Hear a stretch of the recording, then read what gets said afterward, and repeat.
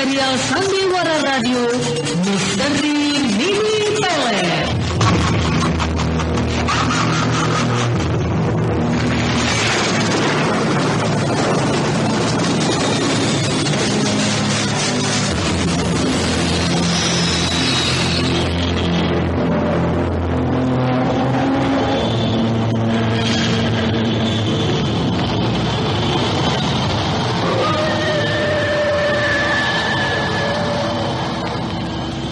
Telah berhasil mendapatkan tetesan darah bayi yang kita butuhkan selama ini, Aki.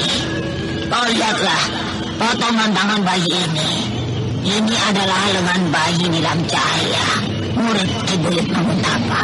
Tetesan darah bayi yang lahir dari orang yang masih ada keturunan dengan Ki Buyut Manguntapa itulah yang kita butuhkan untuk mengetahui di mana tempat persemayaman Ki Buyut Manguntapa.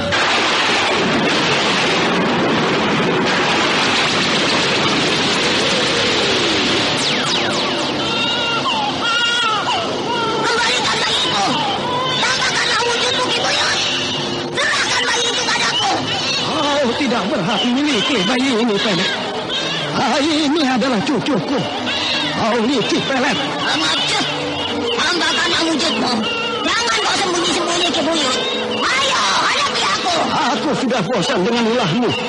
Tunggulah saat kehancuranmu. Tunggulah. Misteri Mini Pelet kali ini mempersembahkan episode ke-12 dengan judul Dendam Siluman. Naskah karya Ari Hidayat, teknik dan montase Moko Metal, dengan sutradara Dian Pertiwi.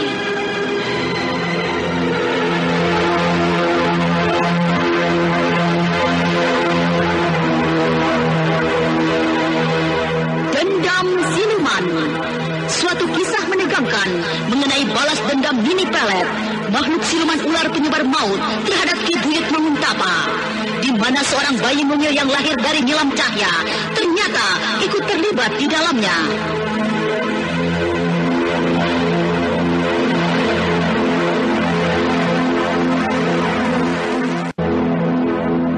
Dalam seri yang ke-15 ini didukung oleh Mucus sebagai Ki Buyut Manguntapa, Bambang Ciger sebagai Restu Singgi, Hana Pertiwi sebagai Nilam Cahya, Narto Bantul sebagai Ki Rampus, Api Burhan sebagai Wong Bagus Tua. Pengantar cerita Eli Kusuma. Selamat mendengarkan. Ki Rampus menghentikan langkahnya. Laki-laki tua itu matanya terus menatap ke arah pintu kamar yang sedang diketuk-ketuk oleh Restu Singgi dari luar. Sementara Nilam Cahya yang duduk di ranjang tidur tidak tahu lagi apa yang harus dia lakukan. Ki Rampus, apakah kau ada di dalam kamar, Ki Rampus? Ini Nilam, bagaimana ini? Restu bisa tahu juga akhirnya kalau Nilam berada di kamar ini. Saya tidak tahu, Ki. Saya juga bingung. Tapi saya tidak ingin bertemu dengannya. Tolonglah saya, Ki Rampus. Bagaimana caranya agar Restu tidak bertemu dengan saya? Saya tidak bisa berbuat apa-apa, Nilam. Ki Rampus, bukalah pintu kamar ini, Ki. Saya perlu denganmu. Bukalah, Ki. Tidak. Aku tidak sanggup bertemu dia. Jangan dibuka pintunya. Jangan. Rampus, kenapa tidak bisa dibuka pintu kamar ini, Ki? Bukalah, saya ada perlu, Ki. Ada perlu apa, Restu? Saya akan membukanya. Jangan, Ki. Restu Singgi yang ada di luar kamar menjadi tersentak. Dia mendengar suara wanita dari dalam kamar. Nilam. Benarkah itu suara Nilam? Tapi tadi jelas aku mendengar suaranya. Di dalam kamar ini pasti ada Nilam. Aku curiga. Ada perlu apa, Restu? Saya akan membukanya. Jangan, Ki. Restu Singgi yang ada di luar kamar menjadi tersentak. Dia mendengar suara wanita dari dalam kamar. Nilam. Benarkah itu suara Nilam? Tapi tadi jelas aku mendengar suaranya. Di dalam dalam kamar ini pasti ada Nilam. Aku curiga. Pantas Ki Rampus bersikap aneh dan mencurigaiku. Rupanya dia diam-diam menyembunyikan orang. Itu pasti Nilam. Biar aku dorong saja pintunya.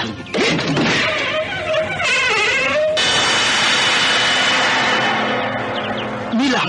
Restu, benarkah kau itu? Nilam. Mereka akhirnya bertemu juga. Syukurlah. Memang itu yang aku harapkan. Tapi kenapa mereka diam saja? Mereka hanya saling berpandangan saja. Nilam kedua pula matanya kelihatan basah. Dia menangis. Sebaiknya biar aku tinggal saja mereka dulu. Ki Rampus mau kemana? Maafkan saya, Tendestu. Saya mau pergi ke belakang. Nilam, kau masih mengenal suaraku. Hadapkan wajahmu ke arahku. Dia melihatku. Itu berarti Restu kini sudah tidak buta. Dia sudah bisa melihat lagi. Syukurlah. Aku senang. Aku bahagia sekali. Tapi kenapa dia masih menutupi wajahnya dengan topeng harimau? Apakah cacat di wajahnya yang membuat dia malu? Kau heran, Nilam? Kau memandangi aku dengan haru. Kau menangis. Pancaran sinar matamu kelihatan bahagia melihatku. Kau pasti terkejut. Karena aku sekarang sudah bisa melihatmu. Aku tidak buta lagi, Nilam.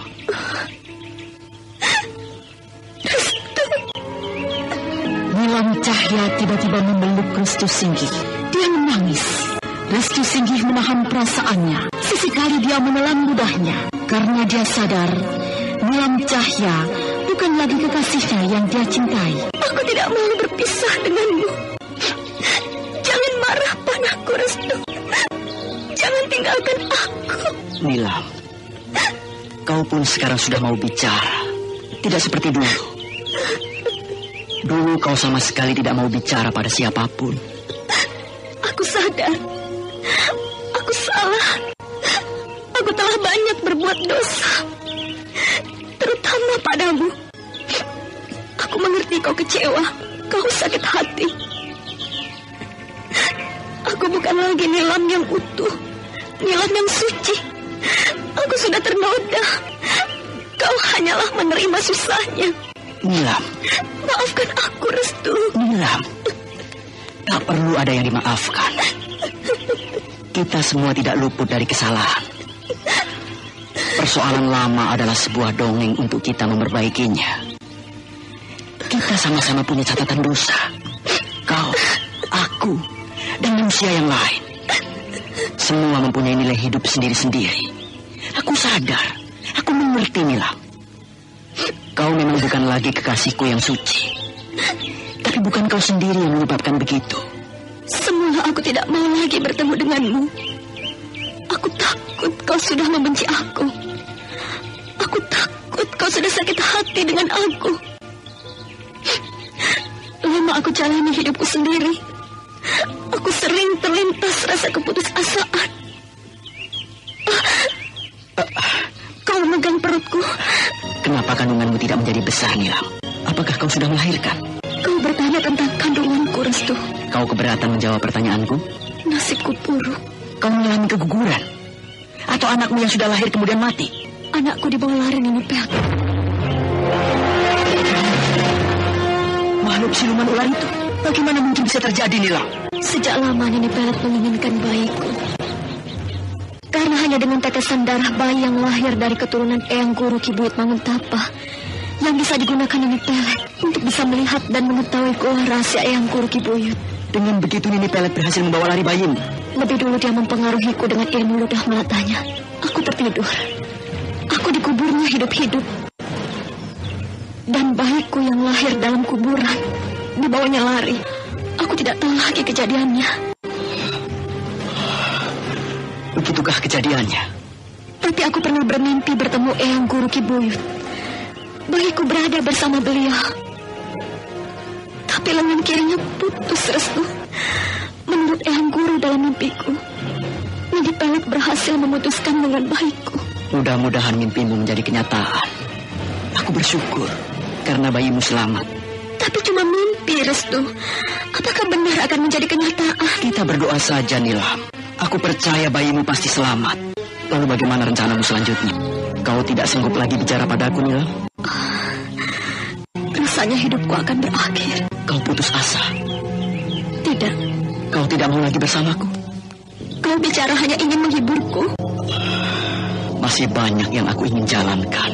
Sejak lama aku mencarimu kemana-mana. Aku tidak bisa mendustai perasaanku. Pikiranku selalu khawatir denganmu. Aku tidak tahu lagi bagaimana nasibmu. Aku tidak tahu lagi bagaimana masa depanku nanti. Aku selalu kesepian. Aku selalu gundah dengan kesendirian. Rasanya aku harus mengerti. Aku sadar, tanpa kau di dekatku, aku seperti berdiri di jembatan yang rapuh. Tidak ada yang aku bisa ajak bicara dengan senang. Tidak ada lagi orang yang bisa menenteramkan hatiku. Aku sering terjebak dengan emosiku sendiri, kecerobohanku sendiri. Rasanya aku tidak percaya apa yang sudah kau katakan, Restu. Aku tahu, kau hanya ingin membuatku senang, gairah dalam hidup. Apakah aku sudah mulai berani dusta pada orang yang aku cintai? Apakah aku sudah mulai menjadi perayu hanya untuk menyenangkan hati wanita? Tapi itu hakmu. Kau mengira segala yang aku katakan hanyalah untuk menyenangkan perasaan dirimu saja. Tapi sebenarnya, itu yang ada dalam hatiku sekarang. Maafkan aku, Restu. Aku tidak bisa. Nilam, jangan pergi, Nilam. Nilam, tunggu, Nilam. Nilam Cahya mendadak berlari keluar kamar. Restu Singgih mengejarnya, tetapi Nilam Cahya sudah lenyap di balik pintu keluar. Restu Singgih terus mengejarnya. Nilam Cahya lenyap di tikungan jalan. Nilam, kenapa kau begitu kejam? Kau sudah tidak percaya lagi padaku. Kau ingin pisah dariku, Nilam. Sia-sia selama ini aku mencarimu. Sia-sia segala usahaku selama ini.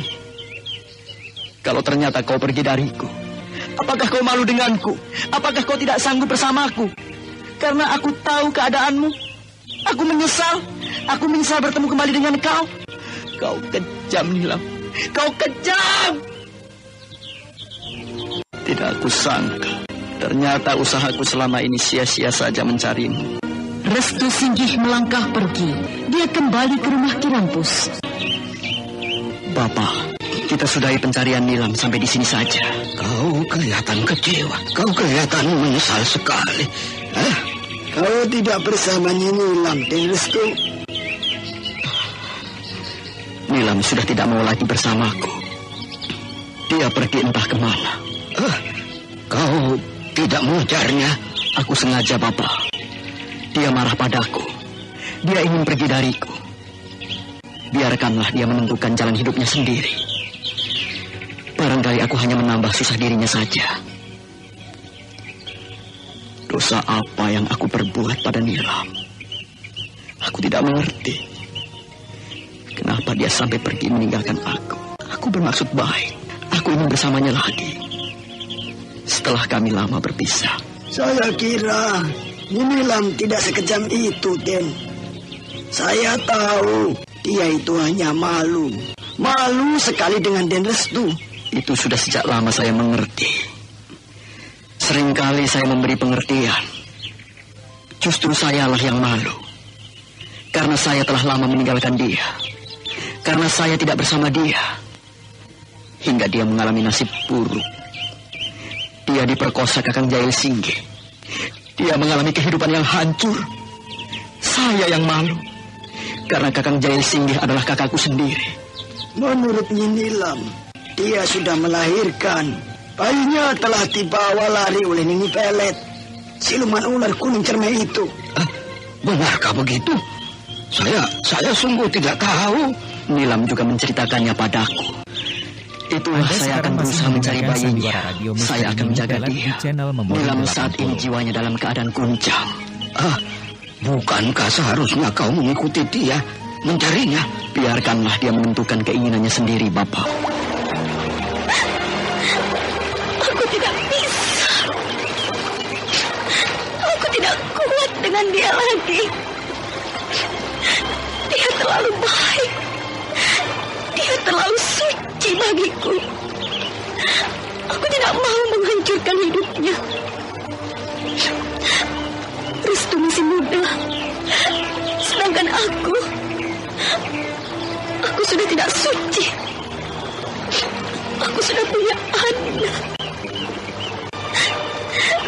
Aku kini hidup sendiri. Aku harus berani. Aku harus bisa menentukan masa depanku sendiri. Nasibku buruk sekali. Anakku hilang. Anak yang aku harapkan sejak belum lahir hilang. Apakah mimpiku benar kalau anakku berada bersama Eyang Guru Ki Buyut Manguntapa? Aku selalu berharap begitu.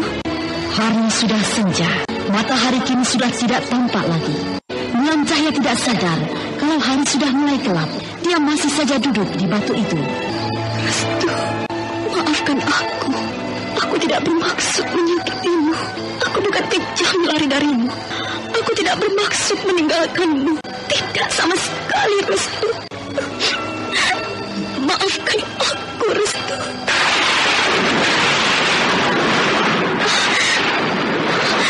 Suara petir terdengar tiba-tiba. Apakah itu Eyang Ki Buyut Manguntapa datang menemui aku?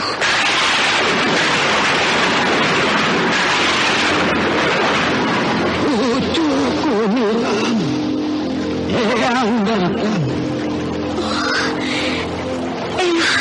Eyang mengerti perasaanmu. Eyang tahu kau sedang susah. Kau memikirkan nasib anakmu. Kau khawatir dengan anakmu. Ketahuilah, bayimu selamat dari cengkraman ini pelet. Benarkah begitu, Eyang? Di mana anakku kini? Ia berada di dalam gua tempat Eyang. Kau jangan khawatir. Tapi Eyang, saya ingin sekali melihat anak Anda saya. sekarang masih mendengarkan Sandiwara Radio Misteri Mini Pelet di channel Memori 80. Anda sekarang masih mendengarkan Sandiwara Radio Misteri Mini Pelet di channel Memori 80. Semula yang berkeinginan agar bayimu itu tetap bersama Eyang. Anakmu akan Eyang didik menjadi murid Eyang. Anakmu seorang wanita. Benarkah seorang wanita, Eyang? Saya ingin sekali melihatnya. Kau memang ibunya. Kaulah yang pantas merawat. Berikanlah anak saya, Eyang. Saya ingin merawatnya. Saya ingin menjadi ibu dari anak itu dengan baik. Saya ingin membesarkannya. Kelak nanti, saya akan serahkan kembali pada Eyang. Eyang tahu nasibmu, cucu. Kau kini akan menjalani hidup bersama anakmu. Kau kini sudah tidak mau bertemu siapa-siapa, terutama cucuku Restu. Tapi Eyang senang. Eyang akan selalu membantumu. Harapan saya kini hanyalah membesarkan anak itu. Eyang, izinkanlah saya untuk hidup bersama anak saya. Saya ingin mengakhiri pengembaraan saya. Jika itu sudah tekadmu, Eyang tidak akan melarang. Kau akan menjalani hidup dalam suasana lain. Kau akan menemui berbagai persoalan baru. Eyang senang. Eyang akan tetap membantumu. Nah, kau jalanlah ke arah selatan. Di sana kau akan menemui sebuah pondok yang letaknya berada di kaki Gunung Cemai. Pondok itu berdiri di ujung tanah berbukit. Tempatnya terpencil. Dari pondokmu itu kau bisa melihat di bawahnya ada sebuah desa. Itulah desa yang disebut Desa Pleret. Desa Pleret? Iya. Bukankah itu desanya Restu, Eyang? Iya, memang benar.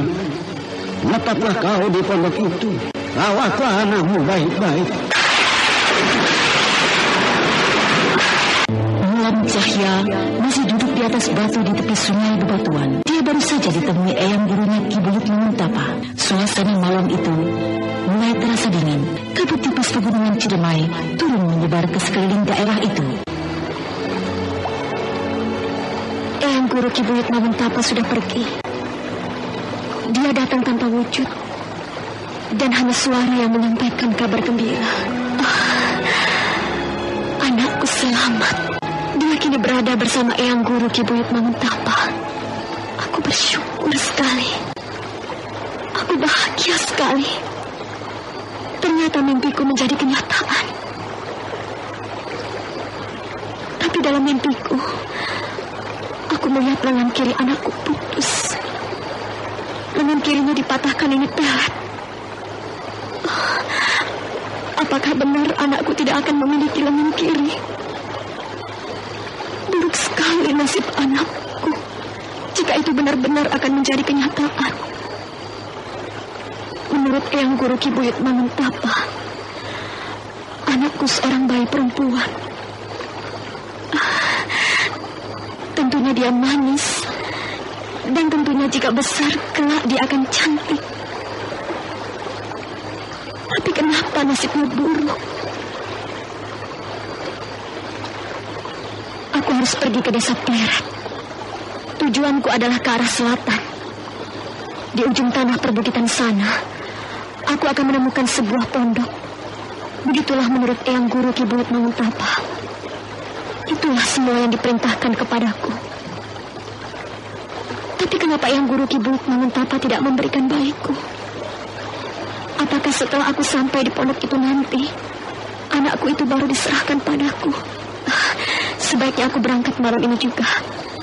Aku akan menuju ke desa Pleret, desa tempat kelahiran Restu. Malam itu juga, Nilam Cahya berangkat menuju ke desa Pleret. Dingin malam yang menusuk tubuhnya tak dihiraukannya lagi. Dia terus melangkah dalam suasana gelap malam. Dia tidak tahu lagi sampai di mana saat itu. Dia tidak sadar kalau dirinya sudah memasuki hutan belantara.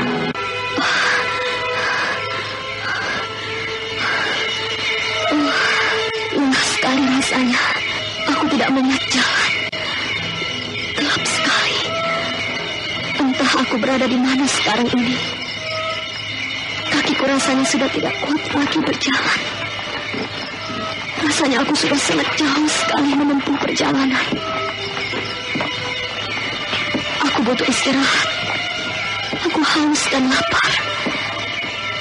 Tapi di mana aku bisa mendapatkan makanan dan air? Tempat ini sangat gelap sekali. Ini sepertinya sebuah pohon besar. Sebaiknya aku istirahat di bawah pohon ini saja. Lelah sekali. Tenggorokanku serasa kering sekali. Biarlah, rasa hausku ketahan saja. Lain Singgi, kita ini mau kemana sebenarnya? Kita sudah sangat jauh berkuda. Tapi kau tetap menyuruhku meneruskan perjalanan. Kita ini sama sekali belum beristirahat. Kita sudah 1 hari 1 malam menempuh perjalanan. Kemana tujuan kita sebenarnya? Kenapa kau bertanya begitu, Ki Bagja? Bukankah kita akan mencari Nilam Cahya istriku? Iya, tapi kemana tujuannya? Kau rewel, dukun tua. Kita ikuti saja kemana kuda kita melangkah. Tapi bukankah kita harus kembali ke desa Manuklagoa? Bukankah kita masih banyak urusan di desaku? Hah? Sadarlah, aku ini kepala desa. Bagaimana dengan warga desaku jika aku tidak ada? Oh, kamu macam-macam. Apakah kau sudah tidak mau membantu aku lagi? Apakah kau akan mengingkari janjimu? Bukankah kita akan saling membantu? Kau sudah aku bantu dalam urusan dirimu, urusan desamu. Tapi kini kau harus membantuku. Kita harus berusaha menemukan Nilam. Terserah kau sajalah. Tapi ingat, kita harus kembali ke desaku lagi. Itu urusan nanti. Apakah aku akan terus tinggal di rumah Ki Rampus ini? Apakah aku akan terus tinggal di desa Manuklagoa ini? Kenapa piku jadi kacau begini? Tidak ada lagi tujuanku. Nilam sudah aku temukan. Dia sudah tidak mau bersamaku lagi. Aku kini sendiri. Tapi biarlah, aku rela. Aku rela tidak bertemu Nilam lagi. Sampai kapanpun, aku tidak akan mengakhiri pengembaraanku. Aku benci wanita. Aku benci pada setiap wanita, siapapun bentuknya. Jika yang namanya makhluk wanita, aku benci. Masuklah, pintu kamar itu tidak dikunci.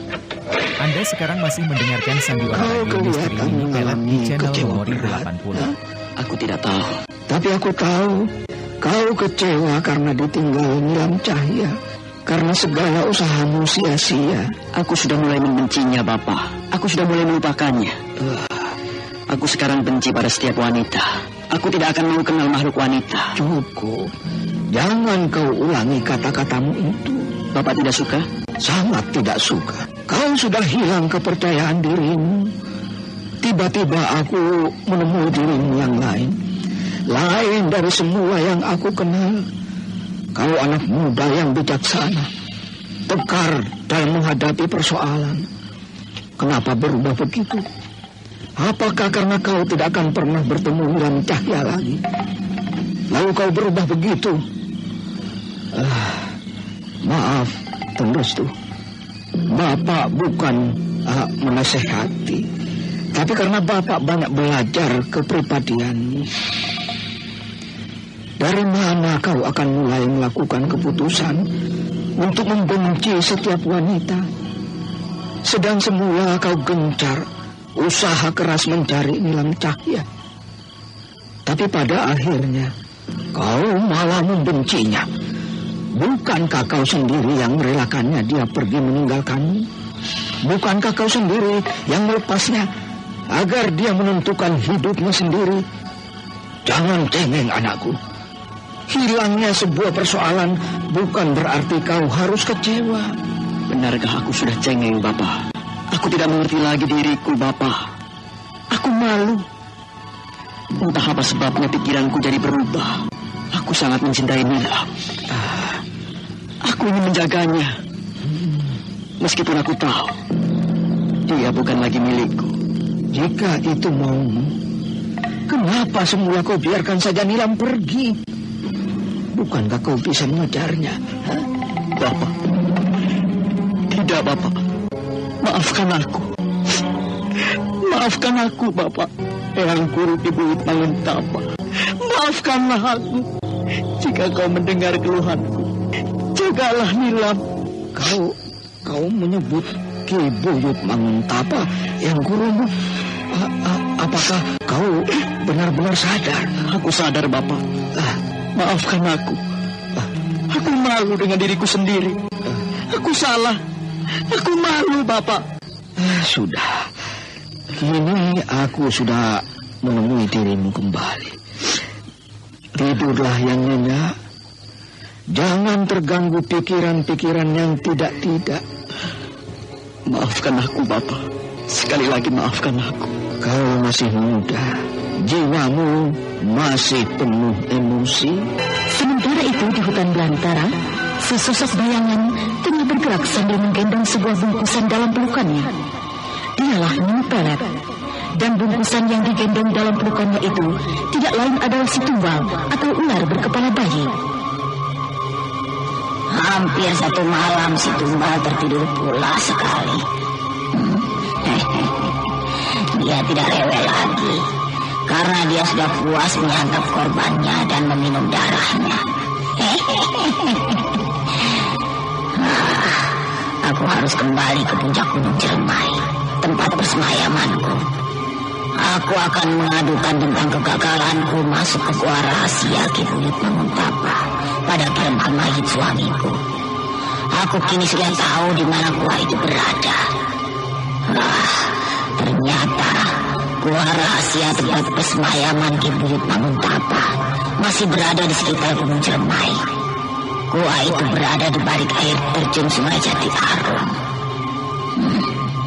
Tunggulah kau, Ki Buyut. Kegagalanku bukan berarti aku kalah dan mundur, tapi justru kehancuranmu akan segera tiba. Kau harus musnah, Ki Buyut.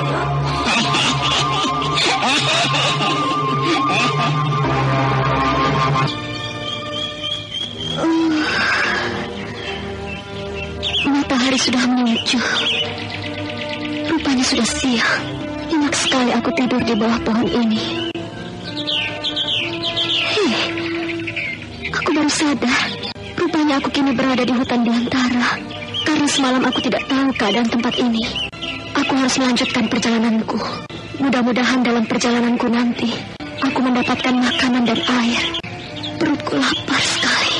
Seharian kemarin aku tidak makan dan minum. Aku akan berangkat sekarang. Nilam Cahya terus melangkah. Setelah menempuh perjalanan yang sangat jauh, menjelang sore hari, dia sudah keluar dari hutan itu. Wanita itu tubuhnya lunglai, penuh dengan keringat. Wajahnya agak pucat karena dia belum menemukan makanan. Aku harus mencari makanan dan air. Aku tidak kuat bertahan lama. Tubuhku rasanya lemah sekali. Nilam Cahya memaksakan diri melangkahkan kaki. Jauh sudah dia berjalan, hingga akhirnya dia tiba di sebuah perbatasan desa. Waktu itu hari mulai malam. Cahaya rembulan yang muncul setengah badan bergantung di atas langit. Aku melihat banyak cahaya lentera di depan sana. Sepertinya penerangan dari rumah-rumah penduduk. Ya, itu memang sebuah desa. Apakah itu desa Pleret? Aku kenal sekali dengan desa ini. Ini desa Pleret. Ya, ini desa Pleret. Aku kenal sekali. Akhirnya aku sampai juga di desa Pleret ini. Kini aku akan mencari pondok yang dikatakan Eyang Guru Ki Buyut Manguntapa. Menurut Eyang Guru, pondok itu berada di ujung tanah perbukitan. Letaknya agak terpencil dari desa Pleret ini. Nilam Cahya kembali melangkah meninggalkan desa Pleret. Setelah menempuh perjalanan yang jauh, Nilam Cahya akhirnya sampai di tempat yang ditujunya. Apakah tempat ini yang dikatakan Eyang Guru Ki Buyut Manguntapa? Sepertinya memang benar. Sebuah pondok. Kukira memang pondok ini yang dimaksud Eyang Guru Ki Buyut Manguntapa. Bentuknya sederhana sekali, terbuat dari kayu-kayu papan jati. Tempatnya terpencil. Masuklah, cucu. Itu suara Eyang Guru Ki Buyut Manguntapa. Beliau menyuruhku masuk ke dalam pondok ini. Sebaiknya aku masuk saja.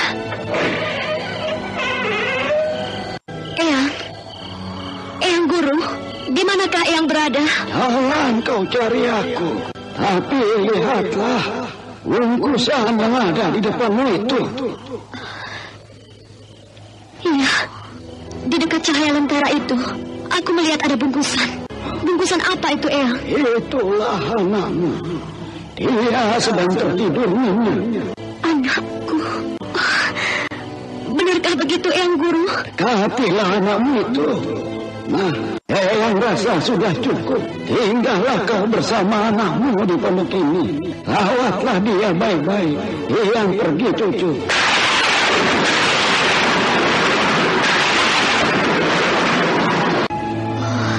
Eyang Guru Ki Buyut Manguntapa sudah pergi. Anakku, tulus sekali kelihatannya tidurmu, anakku. Mimpilah yang indah, nak. Ibu akan berada selalu di dekatmu. Kau tidak akan pernah tahu siapa bapakmu. Dan kau tidak boleh tahu siapa laki-laki Jaya Singgi itu. Dia bukan bapakmu. Kau adalah anakku. Kebutuhan hidup selalu menuntut yang serba praktis. Begitu juga yang dirasakan Ibu Fitri waktu memilih obat mahnya. Benar kan, Bu Fitri? Benar, obat mah mesti praktis. Masa udah diribetin urusan antar jemput anak, urusan dapur, urusan rumah, obat mahnya masih ribet sendok-sendokan. Takutnya nggak pas takarannya. Mending kayak Pak Rumah tuh, praktis. Sediain deh di rumah, di kotak obat, di tos, di mobil, di kantong. Jadi kalau pas pergi terus sakit mah, langsung di Proma. Punya, terus sakitnya nyaman lambungnya. Kan Proma ada apa kuy? Hidrotalsit. Proma, satu-satunya obat mah dengan hidrotalsit. Formula paling mutakhir yang langsung atasi sakit mah tepat di pusatnya. Mengatasi sakit mah lebih cepat dan melindungi lambung lebih lama. Pokoknya yang praktis atasi sakit mah ya Proma obatnya. Produksi Kalbe Farma. Info lengkap klik www.ahlinyalambung.com. Baca aturan pakai bila sakit berlanjut hubungi dokter. Bagaimanakah kisah selanjutnya?